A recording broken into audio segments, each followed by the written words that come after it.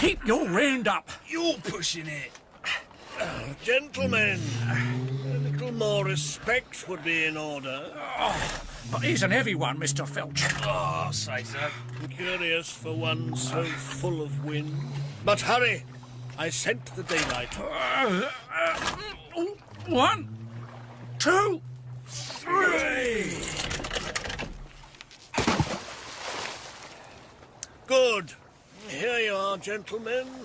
1 guinea apiece. Oh, but hold on, Mr. Phelps. This club you work for, what does it do? Oh, tut. Gentlemen, we agreed, no questions.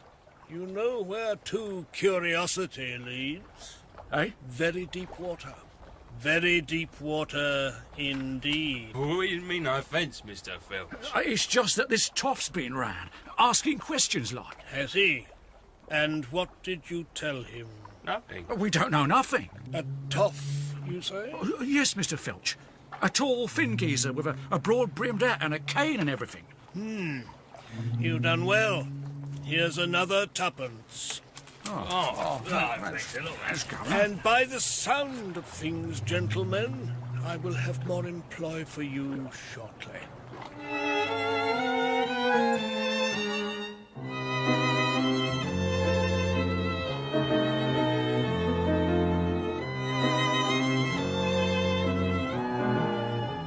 The Fall of the Mausoleum Club, written by James Hendrie and Ian Brown, starring John Nettleton, Jim Broadbent and Peter Howell.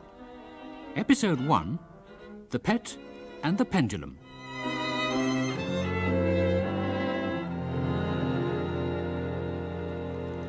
And so the grey, sluggish waters of Father Thames resumed their relentless flow, and the empty prattle of the Honourable Clarence Green was never heard again.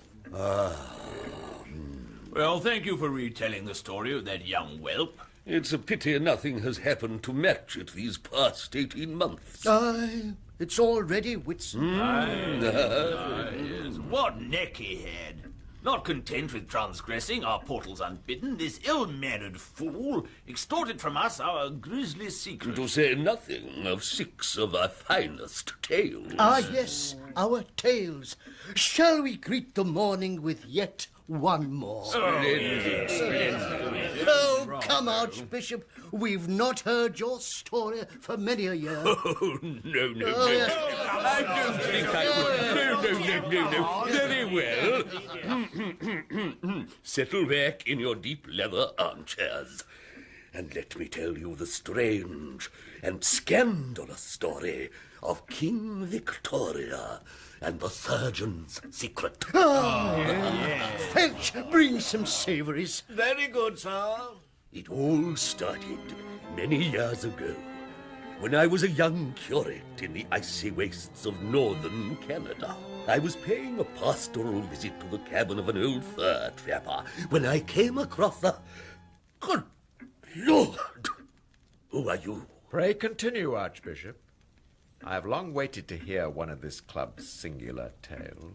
Who let you in? I let myself in, gentlemen, with this. Good Lord! Felch, throw him out. No, wait. This could be the very anchovy on tonight's woodcock. I suppose you wish to become a member. Take care, sir. This isn't the Garrick, you know. Though we have but 2 conditions of membership, they are both very exacting. Have no fear on that count. I have sent many a man to an early grave. Lord. Then you know our second condition. There is very little I do not know about the Mausoleum Club. Wait, we are getting the hansom before the horse. We are first a club of storytellers. Where is your tale of qualification? My very person is a perennial source of true life tales. Ah, for all your arrogance, I warrant we've a tale that'll outqueer any you might tell us. Do you think so? Send for the Reverend Penny. Yes, Reverend Penny. He tells a real flesh gooser. Did I hear my name? Yes, Penny. Seat yourself here and give us your tale. We have a prospective member. Then he shall hear a tale of jealousy and metaphysics, a tale of mystery and, shall I say, menageration. A tale I call The Pet and the Pendulum.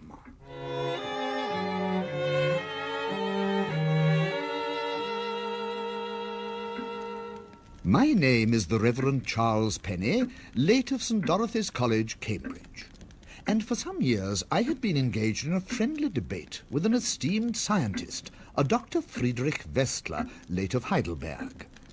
My contention was that the soul is unique to man, whilst animals are born soulless. Dr. Westler maintained the contrary, and had even gone so far as to claim clinical proof of the same. Ha! I thought then. The debate raged long and hard in the columns of Theological Quarterly, then was carried on in the Lowestoft Bugle, and continued to stimulate for some years in the classified section of Practical Woodwork Monthly, incorporating the Gentleman Shelver. Finally, a letter published in Thrilling Wonder Stories invited me to journey to Dr. Westler's mountain retreat, where he would demonstrate his theory in a most concrete way. Intrigued, I decided to bring my usual tandem holiday forward to the Easter vac, and set out for Carpathia with my beloved books, a young companion, and the smell of blood in my nostrils. Nothing like cycling for cleansing the soul, eh, Peter? No, Mr. Penny, sir. And I might add that your soul would be cleaner if you pedalled a bit harder. I'm sorry, sir, I'm tired. Oh, can we stop for lunch? Certainly not. I'm most anxious to reach the village of Schreckheim before dark. Dr. Westler is expecting us for supper. But, sir, might we not get there faster? Yes? Oh, nothing, sir. I'll join the pedalling presently. Might I at least have a sandwich, sir? A sandwich? You're a lazy, tiresome boy. You did remember the sandwiches, didn't you, sir? Yes. Vividly. Oh. My, it is getting dark, and it's only 3 o'clock. Oh, dear. Faster, Peter, faster. August? It's more like September. Peter, I said August. Look, sir. Like... Look there, sir. On the right. There's a tavern. We could shelter there. It's very bad manners to interrupt. All I said... I know. This tavern will provide some excellent shelter. Yes, that's what I was Don't trying interrupt. Wait for me here. Sir, the rain, I don't think... Oh, and make sure the books don't get wet. Good afternoon, stout landlord. Good afternoon, St. Clergyman. What were you wanting, sir? Well, with all that cycling, I'll have a small sweet sherry. No, sir. No sherry.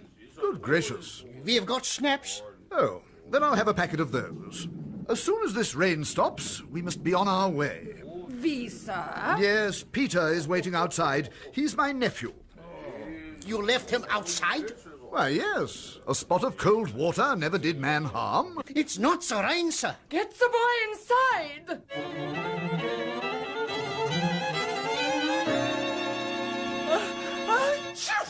Oh, the poor lad.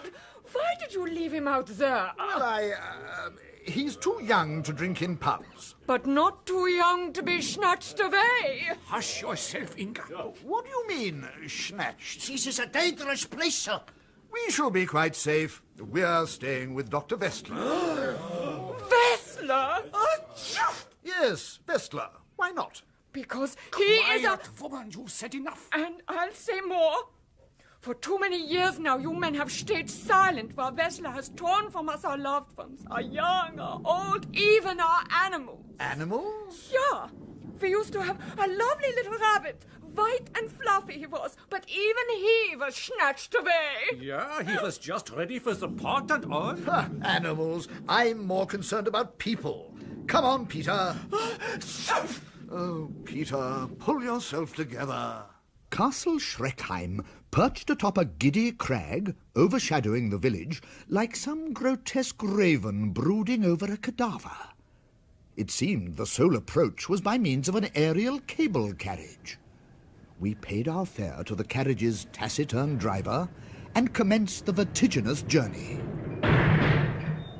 I say, can't you hurry this thing along? I have an urgent appointment with Dr. Vestler. Dr. Vestler, yes? Oh, never mind. What's the matter, man? Cat got your tongue? No, stop it. Down, get down, boy. When in the cloistered calm of St. Dorothy's I had first planned my summer vacation, I little imagined it would include being chased around an 8-foot cabin by a 6-foot congenital idiot. I was cruelly reminded of a certain unhappy sailing holiday off Broadstairs. Not a moment too soon, the frightful journey was over, and we stood before the grim turrets of Castle Schreckheim. Hello?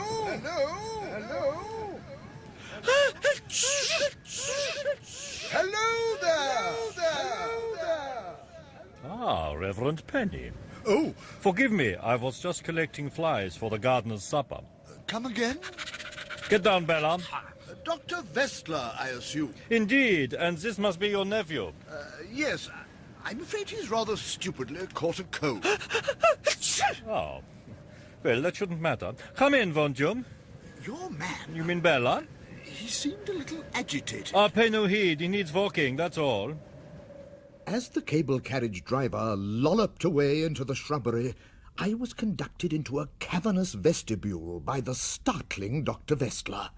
He was a grizzled giant of a man. From the firmness of his handshake, I deduced that his advanced years belied a preternatural strength. I thanked Providence that the forthcoming fight was on the mental and not the physical plane. First, I imagine you wish to refresh yourself. Rather. I'm exhausted after all that peddling, eh, Peter? Then I shall see you both at supper. In preparation for supper, I laid out my favourite arguing togs. A loose dog collar to allow free shaking of the head, college cufflinks to convey authority, and a good pipe to stab vigorously at my distinguished opponent. Ha! Vestler would rue the day he crossed swords with the D'Artagnan of St. Dorothy's. Pray be seated. Your nephew won't be joining us for supper. I think Peter is best placed to answer that question. It wasn't a question, Reverend. My fellow diners were indeed the queerest folk with whom I had ever broken bread. One pulled at his collar, another scratched at his neighbour's belly. Not one sat up straight in his seat, and their eyes darted hither and thither, not wishing to meet my gaze, nor yet that of the manic Dr. Vestler. Very well, my children, you may begin. I have never been so scandalized in my life. As my soup spoon froze rigid above the bowl, the guests fell upon the repast like wolves. Cutlery flew aside unneeded. Plates and cruet were butted across the table in a battle royal for command of the lukewarm slops. I quickly lost my appetite. My soup had long been annexed by my neighbour. If good table manners are the sign of civilized man, then what were these? These people are little better than animals. Tell me, Penny, amongst your companions at Cambridge, do you have a reputation for being somewhat of a dullard? Aha! First blood, eh? Now tell me, Vestler, you hold that animals are blessed with souls. Yes. And you also deem animals suitable subjects for vivisection? Indeed. In that case, why not go further? Why not practice your skill on living humans, eh? Why not, indeed? Now that's enough, Zoltan. But the human soul is eternal, whereas whatever animates a beast dies with its body. You've been reading the work of Professor Phillips of Trinity. Nonsense, it's my own idea, and I stand by it. You sound very sure of yourself, Mr. Penny. I have great faith. Then you will sleep soundly till the morrow, when I suggest we begin our debate. Begin? But we're in the very midst Good of night, Mr. Penny. In my musty quarters that night, I slept the sleep of the righteous until... Huh? What? Who's there? Help! There's a bat in here! Get away from me! Shoot! Who's a lazy, tiresome boy? What? Penny is a pig. Peter wants a sandwich. Peter, what is it? What's he done to you? Look, I can fly! With this, the fluttering phantasm disappeared through the open casement, leaving me alone with my fear. How was it that this strange bird could repeat that which had passed between my companion and me but 6 hours before? I rushed into Peter's room, but of my callow companion there was no sign. Vestla? Vestla, where are you? What's going on? Vestla! Down! Get away from me, you brutes! Down! Vestla! Help! Vestla! It was then that I noticed, amongst the seething rabble, something that set my nape hairs a-bristle. There, hopping moronically, his eyes as dead as those of his patients, was Dr. Vestla himself. He was nibbling the end of a large, juicy carrot. Hi, Vestla! Help me! Seeing me dart towards him, the demented scientist gave a violent twitch of his nose, dropped the orange tuber, then darted away down the gloomy hall in a succession of 8-foot leaps. Squirming free of the throng, I seized the first weapon that came to hand, a half-eaten carrot, and gave chase. Ha! Gotcha! But I reckoned without Vestla's inhuman strength. With one hop he was free, and as I lay winded from a boot to the abdomen, he vanished from view down a monstrous hole in the ground. All that I could discern was the glint of his watch chain in the first rays of the sun. Curiouser and curiouser. I must follow him and see where all this is leading. And follow him I did, groping my way through the enveloping gloom. Vestla! You're wasting your time, Squire. But Vestla, I have to. That isn't a real Whistler. That's just his body. Peter wants a cracker. What do you mean, just his body? Exactly that. His mind is elsewhere. Yes, well, he was certainly behaving distractedly. But what am I doing talking to a parrot? This is quite ludicrous. Not ludicrous, Penny, and not a parrot. Just his body. What's happening? Who are you? Dear, how soon they forget. Do you not remember your trusted companion, Peter? Yes, I remember him. It's thanks to his stupidity I'm in this mess. You think you're in trouble, Squire? I'm trapped inside a parrot. Peter, is it you? Good old Penny. Slow but sure. Peter, what has he done to you? It's quite simple. Whistler has discovered a technique whereby the human soul may be isolated and transposed with the soul of an animal. But this is a mockery of heaven. Vestla must be a genius of satanic inspiration. Yes, and if he published his proof in the Gentleman Vivisector, your career is finished. Is it? Where is he? Oh, Whistler's the rabbit, you idiot. It was all becoming clear. That bestial dinner party, and of course Bella, the strange cable carriage attendant who had gone wild at the mere mention of cats. Come on, Penny, get a move on. Are you sure this is the way? Yes, this is the way I escaped from Vester's laboratory. Look, try this door. Beyond the door was a narrow passage, from whence I discerned the screeching of 1,000 caged creatures.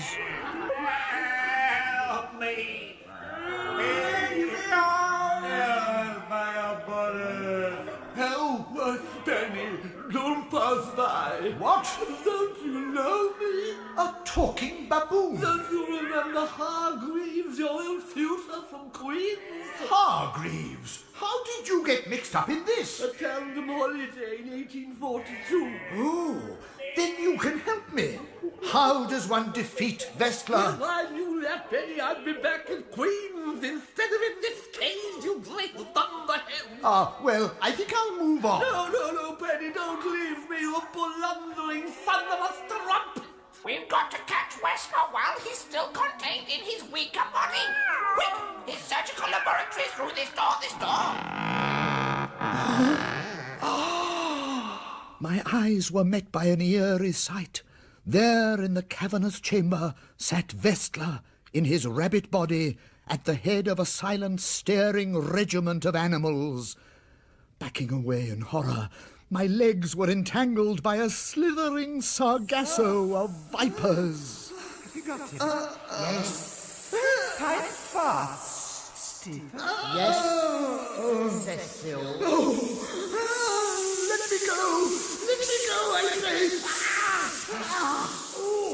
Any further protestations I might have voiced were immediately silenced by the amply proportioned hamster, which leapt headfirst into my mouth. Then the air was crushed from my lungs by a Russian bear.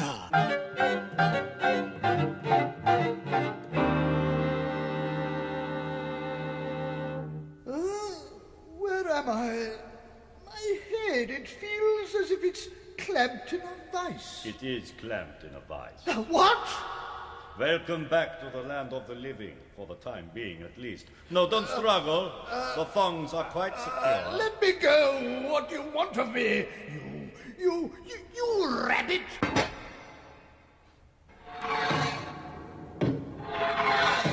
What's this? What's happening? Don't struggle, Penny. This is the means by which your soul, if you have one, will at last be free of the body's incarceration. I give you my most ingenious creation yet. Looking upward, I surveyed the ceiling of my prison. I now observed, with what horror it's needless to say, a huge pendulum whose nether extremity was formed of a crescent of glittering steel, about a foot in length from horn to horn, the under edge evidently as keen as that of a razor. With each swing, the blade slashed closer to my thudding chest. I could barely suppress a cry of outrage. You fiend! This isn't your idea. What? You stole it. No, I didn't. Yes, you did. You thief. I mean, what do you mean? Plagiarism, that's what I mean. Pendulums, axe heads. It's a terrible old chestnut. Oh, wow. But I mean, two people can have the same idea at the same time, can't they? The same time? Ha! Poe got there 40 years ago. All right, I confess, I stole the idea from Poe. Ha! Now shut up and die!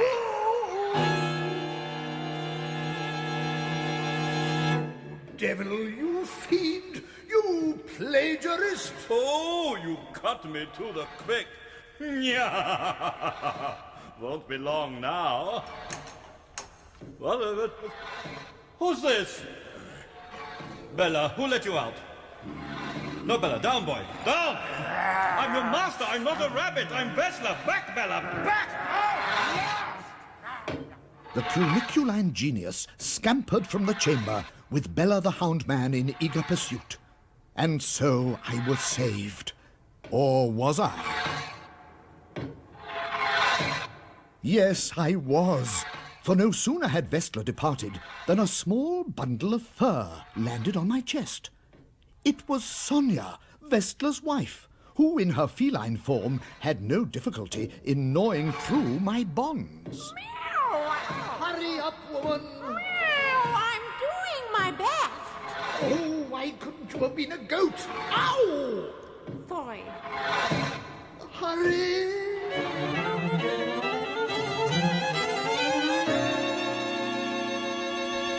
So, gentlemen, can you imagine what happened next? Yes, the cat gnawed through your bonds, and you rolled from the table just as the pendulum sliced it in two. Oh, how did you know that? It's a terrible old chestnut. Well, no sooner had I got rid of the cat than I was in the cable carriage, speeding across the valley to home, safety, and a jolly good bath. Phew. Well, at last that's over. Not quite, Penny. Vestla, will I never be free of your... But wait, you're just a rabbit. You want to fight? Very well, we shall fight. Ha! Must we? Yes. Very well, but to make it fair, you must take on all of me. No, no! Get back! Oh! I should have known Vestla in his weaker form would never travel far without the protection of his mighty thewed human body. In a flash of lightning, I was gazing at the sickening prospect of the sharp rocks 300 feet below, as the giant's branch-like arm dangled me from the carriage like a ripe fruit ready to drop. Next time, Penny, remember to check under the seat. Oh, don't let go! Don't let go! What shall we say? 2 submissions and 1 fall. Please, I'll do anything you want! Oh, God, I want you to die. Let the wretch fall. No! With that fleetness of thought reserved to those in desperate straits, I pulled from my waistcoat pocket the first weapon that came to hand, a half-eaten carrot. With the superhuman strength of the Assurient, my adversary hauled me and his unfinished lunch back into the cable carriage. Ha-ha! Once I achieved the safety of the cabin, it was a simple matter to drop the carrot by the open doorway, and as the rabbit man bent forward to grasp the vegetable prize in his teeth, out you go! Oh, no! No! What's the matter, Vestla? Afraid of a clergyman? You may be sure I will deal with you justly. It's too late for that. You see, my body has gone, and when the body dies, so does the... The spark of life in the rabbit's eyes flickered and went out. There he lay on the floor of the cabin, cold, motionless, and quite delicious, as I found out later that evening. What a horrible end. Not so. It's not everyone who settles an academic debate by eating his rival. Good yarn, sirs. But I fear you have been playing me a blinder. Are you calling me a liar? Not at all, sir.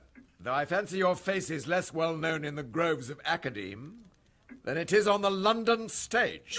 And I would venture to guess that there is no such establishment as St. Dorothy's College, Cambridge. Blast you, sir. No, gentlemen.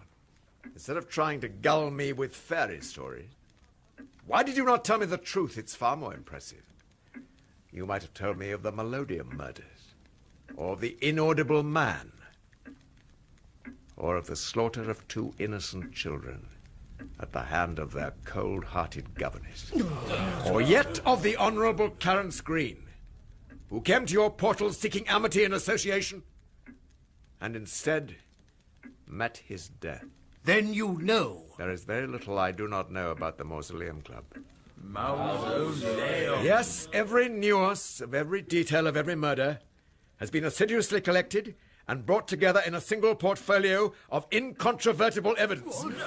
Before you attempt anything rash, you must know that the catalogue of your crimes is deposited with my attorney at law, and in the event of my demise or disappearance, shall be passed to Inspector Cadbury of the Yard. Blast you, sir. I believe our visitor wants something. Indeed, how refreshing plain talk is after such poppycock. I want you to do exactly and completely as I say. Otherwise, gentlemen, it's the rope.